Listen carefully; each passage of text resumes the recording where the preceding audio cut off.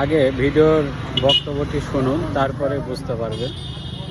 প্রতিকূলতার মধ্যেও আমি জাতীয়তাবাদী আদর্শ থেকে এক চুলো বিচ্যুত হই। ঢাকা বিশ্ববিদ্যালয় অধ্যয়নকালে আমি কেন্দ্রীয়ভাবে জাতীয়তাবাদী আদর্শে রাজনীতির সাথে জড়িত ছিলাম বিধায় চাকরি জীবনের শুরুতেই মাত্র 17 মাসের মাথায় 1998 সালে আমার ব্যাচ থেকে শুধুমাত্র আমাকেই তৎকালীন ফেসিস সরকার চাকরি থেকে অব্যাহতি দেয়। এরপর 4.5 বছর শত অনিশ্চয়তা, অপমান আর সীমাহীন মানসিক যন্ত্রণা বয়ে বেরিয়েছি।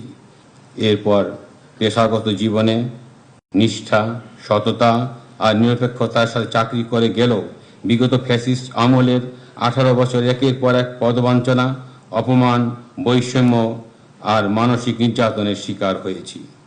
কিন্তু শত প্রতিকূলতার মধ্যেও আমি জাতীয়তাবাদী আদর্শ থেকে এক চুলো বিচ্যুত হইনি। ঢাকা রেঞ্জের ডিআইজি রেজাউল করিম রেজা আজকে মাননীয় প্রধানমন্ত্রী তারেক রহমানের সামনে তিনি এই বক্তব্যটি দিয়েছেন। আসলে উনি জাতীয়তাবাদীতে বিশ্বাস করতেই পারেন, সেটি নিয়ে কোনো সমস্যা নেই। বিগত দিনে আমরা দেখেছি যে অনেকেই যার যে আদর্শ সেটি ধারণ করে বক্তব্য দেন, কিন্তু আজকে তার এই বক্তব্যটা বেশ আলোড়ন তৈরি করেছে এবং বিভিন্ন সোশ্যাল মিডিয়াতে দেখছি যে তিনি যে জাতীয়তাবাদ যে আদর্শ সেটি বিচ্যুত হননি এবং বিভিন্ন কথাবার্তায় তিনি বলেছেন।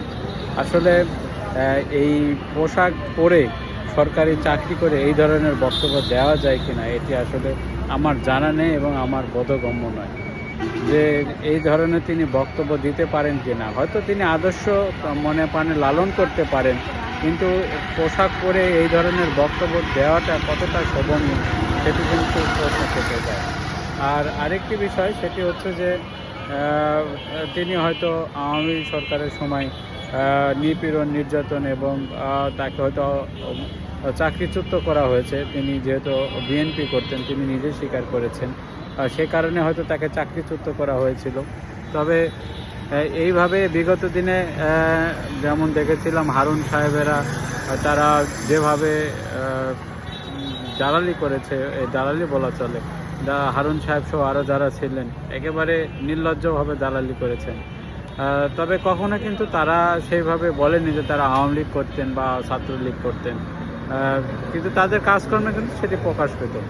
তো তার যে বক্তব্য, এই ঢাকা রেঞ্জের ডিআইজি সাহেবের যে বক্তব্যটা সেটি কিন্তু বেশ অবাক করার মতো বক্তব্যটাই, যে একজন ডিআইজি তিনি বক্তব্য দিচ্ছেন যে তিনি জাতীয়তাবাদ আদর্শে বিশ্বাসী এবং তিনি এক চুলো বিচ্যুত ঘটেননি বা পিছু পা হননি।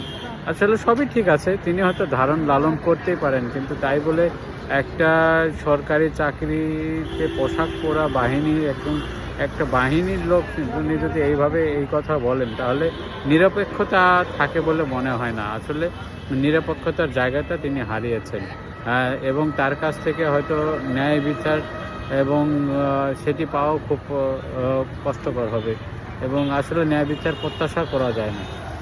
কিন্তু সব মিলে বেশ আলোচনা দেখছি তাকে নিয়ে সোশ্যাল মিডিয়াতে, হয়তো তিনি পরবর্তীতে কোনো ব্যাখ্যা দিতে পারেন, সেই প্রত্যাশাই রইল। সকলকে ধন্যবাদ।